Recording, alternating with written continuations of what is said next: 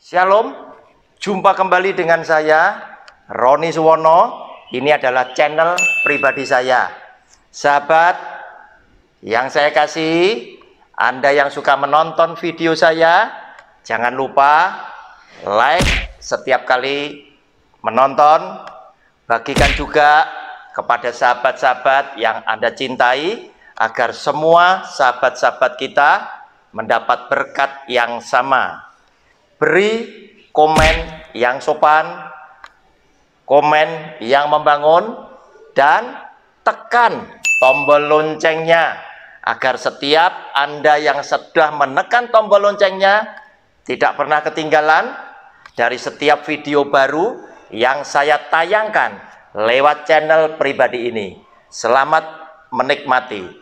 Shalom.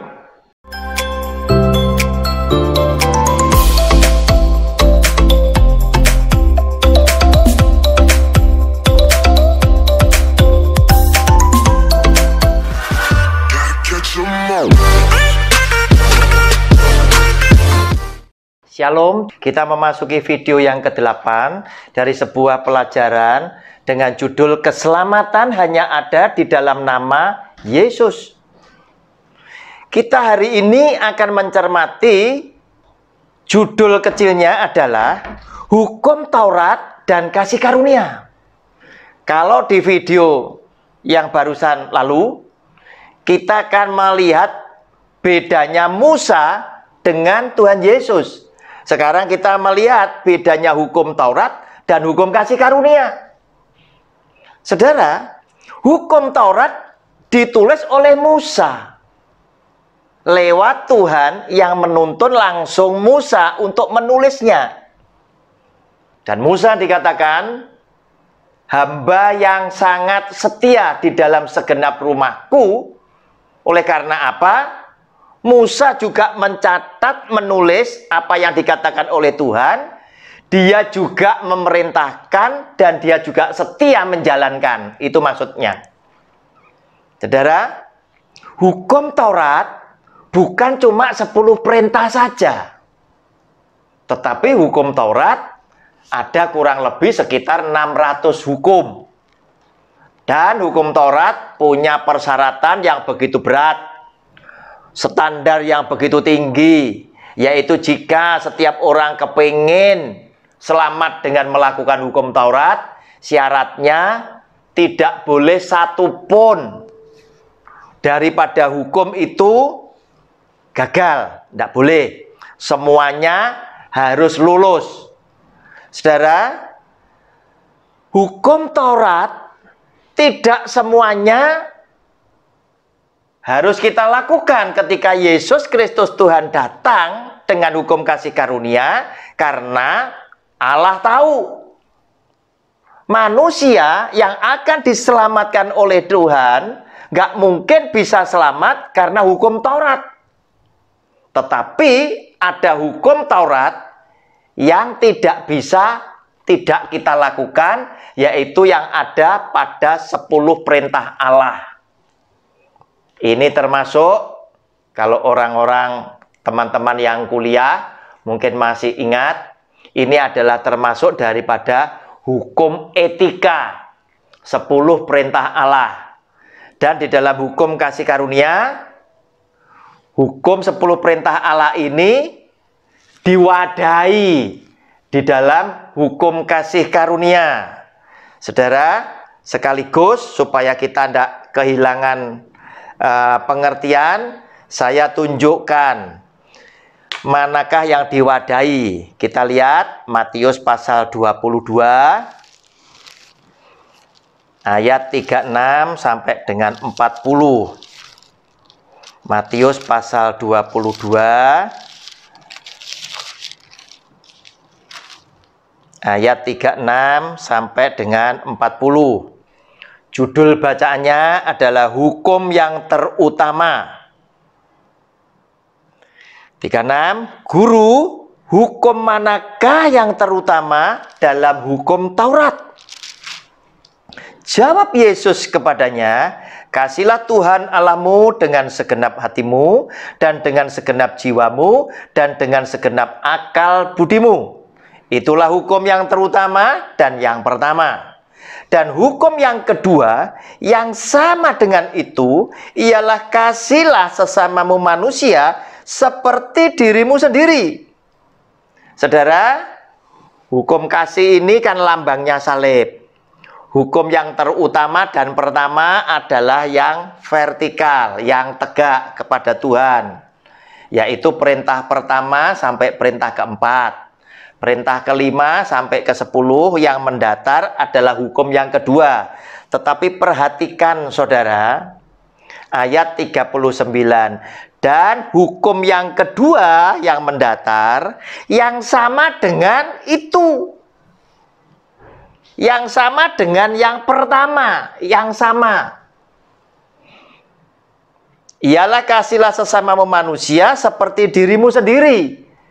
Yesus yang adalah Tuhan sesungguhnya ingin sampaikan kepada saudara dan saya bahwa sesungguhnya hukum yang tegak ke atas sama mendatar ini sama. Kenapa dikatakan sama? Karena Tuhan Yesus ingin sampaikan buat saudara dan saya cermin atau bukti saudara dan saya mengasihi Tuhan yang ada di surga adalah lewat ketika saudara dan saya mengasihi sesama yang ada di bumi. Kenapa? Karena di dalam Matius pasal 25 ayatnya yang ke-40, ketika Tuhan Yesus berkhotbah, dia memberikan perumpamaan. Ketika aku lapar, engkau kasih aku makan. Ketika aku haus, engkau kasih aku minum. Ketika aku telanjang, engkau memberikan aku pakaian. Dan semuanya pada bertanya, Tuhan, keadaan seperti itu kapan pernah terjadi atas hidupmu? Dan raja itu kemudian menjawab, apa yang engkau lakukan terhadap salah seorang saudaraku, kunya besar, yang paling hina ini engkau sudah lakukan kepada aku, hanya huruf besar. Artinya segala sesuatu kasih perbuatan yang engkau perbuat kepada sesama manusia yang paling hina sekalipun, yang engkau pandang sebelah mata, atau mungkin lebih daripada itu, engkau perhitungkan bahwa mereka dianggap bukan siapa-siapa, tidak ada di hadapan kita, yang paling hina ini engkau sudah lakukan kepada aku, huruf besar. Oleh karena itu, Yesus yang adalah Tuhan demikian mengasihi orang yang miskin, janda, anak yatim, dan orang-orang lemah lainnya, sehingga dia sempat menitipkan sebelum dia naik ke surga, dia berkata, aku tidak akan selalu bersama-sama dengan kalian, tetapi orang miskin selalu ada di sekitar kamu. Artinya, orang miskin diserahkan kepada saudara dan saya yang diberkati oleh Tuhan, lebih agar supaya orang miskin bisa dipelihara oleh Tuhan lewat kita yang mengasihi Tuhan dengan melakukan kasih kepada sesama yang lain. Saudara, kemudian kita lihat lagi apa yang dikatakan di dalam Roma pasal 7 ayat yang ke-7 mengenai hukum Taurat. Roma pasal 7 ayat yang ke-7. Jika demikian, apakah yang hendak kita katakan? Apakah hukum Taurat itu dosa? Sekali-kali tidak. Sebaliknya, justru oleh hukum Taurat, aku telah mengenal dosa. Karena aku juga tidak tahu apa itu keinginan kalau hukum Taurat tidak mengatakan jangan mengingini. Saudara, memang hukum Taurat tidak bisa menyelamatkan kita. Tetapi apakah hukum Taurat itu jelek? Tidak. Hukum Taurat mendukung hukum kasih karunia. Apakah hukum Taurat dosa? Tidak. Tapi justru lewat hukum Taurat bermanfaat buat kita. Lewat hukum Taurat itulah kemudian kita jadi ngerti kalau kita berbuat dosa. Dulu sebelum Musa menulis, oleh karena perintah Tuhan hukum Taurat, generasi sebelum Musa hidup tanpa hukum. Mereka nggak ngerti ini benar atau salah karena hukumnya nggak ada. Tetapi kemudian setelah hukum Taurat ditulis oleh Musa karena diperintahkan oleh Tuhan, maka sejak itulah orang jadi mengenal dosa karena hukum Taurat. Nah, saudara yang dikasih oleh Tuhan, sekarang muncul persoalan. Muncul persoalan. Kalau hukum Taurat ini tidak bisa menyelamatkan, buat apa hukum Taurat harus tetap ada? Bukankah sudah digantikan dengan hukum kasih karunia? Saudara, hukum Tauratnya tidak perlu dihapus. Hukum Tauratnya biarkanlah tetap ada. Tetapi lewat hukum Taurat itu yang engkau sadari, setiap manusia yang baiknya seperti apapun tidak bisa selamat. Maka ketika hukum Taurat disandingkan dengan hukum kasih karunia daripada Tuhan Yesus, maka kita akan menjadi orang yang semakin mengasihi Kristus karena Dia datang untuk menyelamatkan kita. Itu adalah sungguh-sungguh benar. Oleh karena Dia yang menggantikan saudara dan saya sebagai kutuk atas hukum Taurat, atas tuntutan hukum Taurat yang saudara dan saya tidak mampu lakukan, oleh Dia telah digantikan lewat pengorbanannya Dia di atas kayu salib. Saudara, lanjutkan lagi Matius 22 tadi, ayatnya 40, dikatakan demikian. Pada kedua hukum inilah, Matius 22 ayat 40, pada kedua hukum inilah tergantung seluruh hukum Taurat dan kitab para nabi. Berarti firman Tuhan Yesus, kasihlah Tuhan Allahmu, kasihlah sesamamu manusia, ini sudah mewadahi seluruh hukum Taurat dan kitab para nabi sudah ada di sini, masih ditambahi oleh apa? Oleh belas kasihan Tuhan. Karena belas kasihan Tuhan menjadi salah satu ciri yang paling utama, yaitu sifat hakiki Allah, yaitu belas kasihan.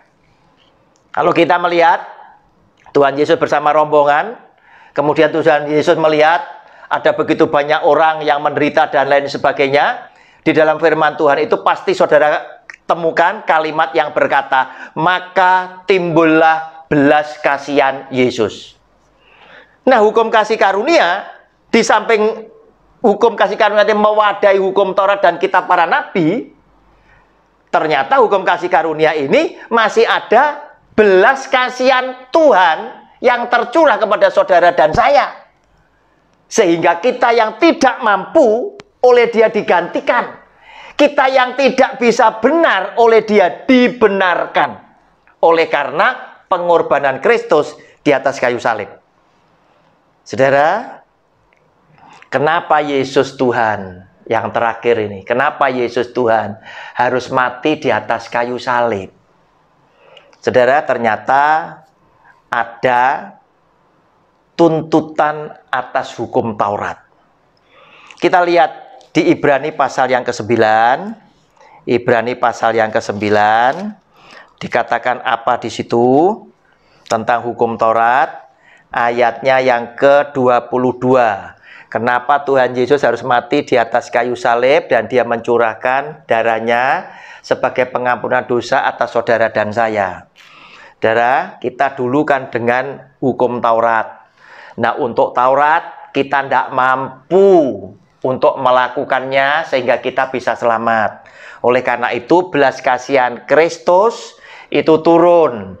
Dia sebagai anaknya yang tunggal, karena begitu besar kasihnya akan dunia ini, Dia mengorbankan dirinya, menebus dosa saudara dan saya yang percaya kepada Dia, hingga kita boleh diselamatkan lewat darahnya yang kudus. Saudara, kita lihat lebih dulu. Ibrani pasal 9 ayat 22, demikian bunyi firman-Nya. Dan hampir segala sesuatu disucikan menurut hukum Taurat dengan darah. Dan tanpa penumpahan darah tidak ada pengampunan. Ini persyaratan hukum Taurat. Ini yang akan dibayar oleh Kristus untuk saudara dan saya, supaya saudara dan saya bebas dari kutuk hukum Taurat. Dan hukum Taurat memang hanya dipakai itu untuk menuntun kita sampai kepada iman itu datang. Kenapa? Karena hukum Taurat tidak pernah berdasarkan iman. Hukum Taurat hanya berdasarkan apa yang dilakukan. Tetapi hukum kasih karunia berdasarkan sebuah janji, yaitu iman. Ketika janji itu diberikan kepada Abraham, oleh karena keturunanmu lah, maka semua bangsa di muka bumi akan diberkati. Janji itulah iman di dalam hukum kasih karunia. Saudara yang dikasih oleh Tuhan, oleh karena itu tuntutannya adalah harus ada darah, baru ada pengampunan. Oleh karena itu Yesus Kristus Tuhan, dia harus naik ke atas kayu salib, menebus dosa saudara dan saya, menebus dosa dunia ini, agar semua bangsa yang percaya kepada dia, oleh karena darahnya yang kudus sudah dicurahkan, boleh selamat karena dia sudah menebus di atas kayu salib. Terakhir kita melihat penutupnya Matius pasal 26. Sebelum dia naik ke atas kayu salib, dia mengajak murid-muridnya menikmati perjamuan malam, perjamuan kudus yang terakhir. Matius 26 ayat 28, Tuhan Yesus berkata demikian, sebab inilah darahku, darah perjanjian yang ditumpahkan bagi banyak orang untuk pengampunan dosa. Oleh karena itu saudara, di atas mimbar Tuhan yang kudus ini, di dalam nama Tuhan Yesus, saya ingin menasihatkan kepada semua yang menonton video saya, hiduplah benar senantiasa di hadapan Kristus dan hidup penuh kasih dengan sesama yang lain. Jangan sia-siakan pengorbanan Kristus di atas kayu salib, oleh karena apa yang dia lakukan adalah untuk menggantikan saudara dan saya yang oleh karena hukum Taurat kita tidak bisa diselamatkan karena kita tidak mampu melakukan. Dan oleh karena kasih karunia dia telah melakukan segala yang luar biasa, pengorbanan yang luar biasa untuk menebus dosa saudara dan saya, hingga kita yang percaya kepada Kristus diselamatkan oleh dia di dalam hidup yang kekal. Shalom. Kita berjumpa kembali di video yang mendatang. Haleluya. Amin.